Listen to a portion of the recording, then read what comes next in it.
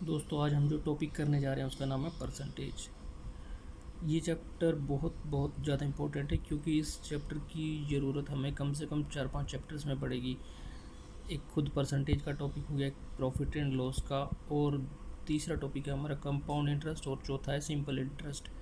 ये सारे के सारे चैप्टर जो है परसेंटेज पे बेस्ड है। ठीक है, तो हम स्टार्ट करते हैं। इसके लिए सबसे पहले हमें क्या है, सम बेसिक फ्रैक्शंस हमें याद करनी पड़ेंगी। उनका बहुत ही ज़्यादा यूज़ होगा और बहुत ही ज़्यादा सिंपल हो जाएंगे क्वेश्चन। बस हमें कुछ फ्रैक्शंस के परसेंटेज याद करने पड़ेंगे, वो मैं लिखने जा रहा हूँ। तो सबसे पहले स्टार्ट करते हैं। हमें याद करना पड़ेगा 1/2 की वैल्यू क्या होती है, 50%। 1/3 होता है 33:1/3%। 1/4 होता है 25%। 1/5 होता है 20%। 1/6 होता है 16:2/3%। 1/7 होता है 2/7%। 1/8 होता है 12:1/2%। 1/9 होता है 11:1/9%। 1/10 होता है 10%। 1/11 होता है 9:1/11%। 1/12 होता है 8:1/3%। 1/13 होता है 7:9/13%। 1/14 होता है 7:1/7%। 1/15 होता है 6:2/3%।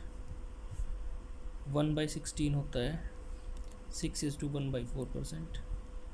इसके बाद ज़्यादा जो आता है एग्ज़ाम में आता है 1/20, ये हमें पता होता है 5%। 1/25 ये होता है 4%। इसके अलावा जो बहुत ज़्यादा यूज़ होती हैं वैल्यूज़ वो हैं 3/8, बहुत ज़्यादा एग्ज़ाम्स में यूज़ होती है। इसकी वैल्यू होती है 37:1/2%। एक हमारी होती है वैल्यू यूज़ बहुत ज़्यादा 4/7, इसका होता है 57:1/7%। ये वैल्यूज़ हमें रट लेनी है क्योंकि देखो जब भी हम कोई परसेंटेज का, प्रॉफिट एंड लॉस का, कंपाउंड इंटरेस्ट का सवाल करेंगे तो ये जो फ्रैक्शंस है ये बहुत ज़्यादा काम आने वाली है हमारे एग्ज़ाम्स में क्वेश्चन को सॉल्व करने के लिए। अब मैं इसका एग्जांपल आपको लेके दिखाता हूँ कैसे बहुत सिंपल बनाती है फ्रैक्शंस क्वेश्चन को। मैं एक एग्जांपल ले रहा हूँ फर्स्ट। देखो एक ये बोल रहा है कि if 37:1/2% of a number is added to itself the result becomes 132, find the number. कह रहा है किसी संख्या का 37.5% उसी संख्या में जोड़ दिया जाए तो वह संख्या 132 हो जाती है, तो वो संख्या क्या है उसे ज्ञात करो। देखो जी, अब मैंने बताया था 37.5% क्या होता है। यहाँ पे देखो ऊपर फ्रैक्शन में, मतलब 3/8। ठीक है, अब यहाँ पे समझना इस बात को, ये जो बेस में जो नंबर होता है डिनोमिनेटर में, ये होता है टोटल संख्या, कुल उसमें से 3, मतलब 8 में से 3। 8 में से 3 का मतलब 37.5%। अगर मैं इस फ्रैक्शन के हिसाब से क्वेश्चन को सॉल्व करने चलूँ तो उसका मतलब ये था 8 का 37.5% कितना है, 3। तो क्वेश्चन के हिसाब से 8 का 37.5% में अगर 8 में जोड़ दूँ तो रिज़ल्ट बन जाता है मेरा 132। इसका मतलब मैं अगर इस 8x में जोड़ दूँ 3x जो कि इसका 37.5%, तो रिज़ल्ट मेरा हो गया 132। इसका मतलब 11x हो गया 132। इसका मतलब x की वैल्यू कितनी आ गई, 12। x की वैल्यू 12 आ गई तो मेरा जो रियल नंबर है 8 बॉटम में, उसको मैं निकाल सकता हूँ कितना है। रियल नंबर मेरा कितना है 8x। 8x मतलब 8 गुना 12 मतलब 96, मतलब मेरा रियल नंबर था 96। इसका 37.5% मैंने जब इसी में जोड़ा तो वो बन गया 132। मैं चेक भी कर सकता हूँ 96 का 37.5% मतलब 3/8। अगर मैं उसी में जोड़ूँ 3/8 इसका कितना आएगा 36। अब इस 36 को मैं 96 में जोड़ूंगा तो बन गया ना मेरा 132, ये मेरा आंसर। एक और एग्जांपल लेता हूँ मैं ऐसा ही। अच्छा, एग्ज़ाम में ना बहुत वो कंसेक्यूटिव डिस्काउंट के या क्रमागत बट्टे के क्वेश्चन बहुत बार आते हैं कि इतना परसेंट प्लस इतना परसेंट कितने के बराबर होगा। उसका एक सिंपल सा ट्रिक सिखाता हूँ मैं आपको। देखो, अगर मान लो क्वेश्चन पेपर में ऐसे आ जाए कि 20% प्लस 30% कितने डिस्काउंट के इक्वलेंट होगा वो बताना है। देखो मेरे को क्या लिखना है, ये डिस्काउंट की बात है। 20% का मतलब कितना होता है, 20% का मतलब होता है 1/5, मतलब 5 पे 1 रुपये की छूट। ऐसे ही 30% को मैं अगर फ्रैक्शन में लिखूँगा तो 3/10 आएगा, मतलब 10 पे 3 की छूट। मैं इसको ऐसे लिख सकता हूँ, 20% को 5 की चीज़ थी, 1 की छूट मिलके 4 में। 30% को लिखूँगा 10 रुपये की चीज़ थी, 3 की छूट मिलके 7 में। ओवरऑल 50 रुपये की चीज़ थी, छूट मिलके 28 में। लिख सकते हैं ना इसको ऐसे।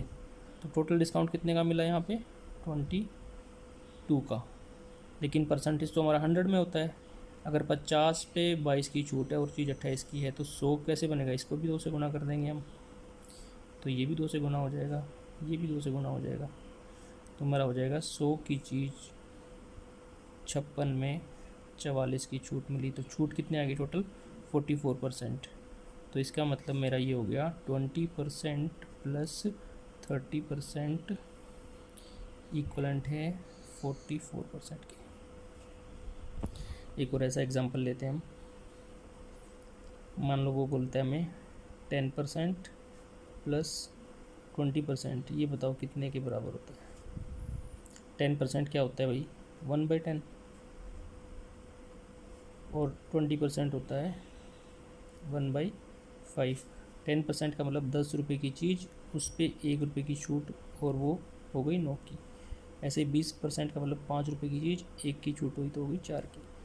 इसको मैं लिख सकता हूँ 50 की चीज़ 36 में, है ना। डिस्काउंट यहाँ पे देखो कितने का हो रहा है, 50 की चीज़ पे 36, तो 14 का डिस्काउंट हो रहा है। लेकिन परसेंटेज 100 पे होता तो मैं इसको 100 में कन्वर्ट करूँगा, उसके लिए इसकी गुना 2 से, इसको 2 से गुना कर रहे हैं तो हर एक को 2 से करना पड़ेगा। तो 100 की चीज़ 72 में डिस्काउंट 28 का, इसका मतलब ये दोनों 28% की इक्वलेंट है।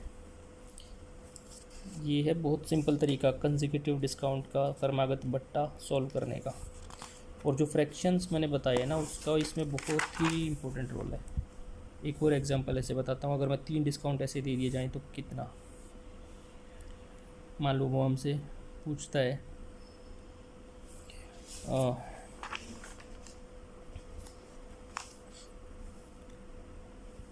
10%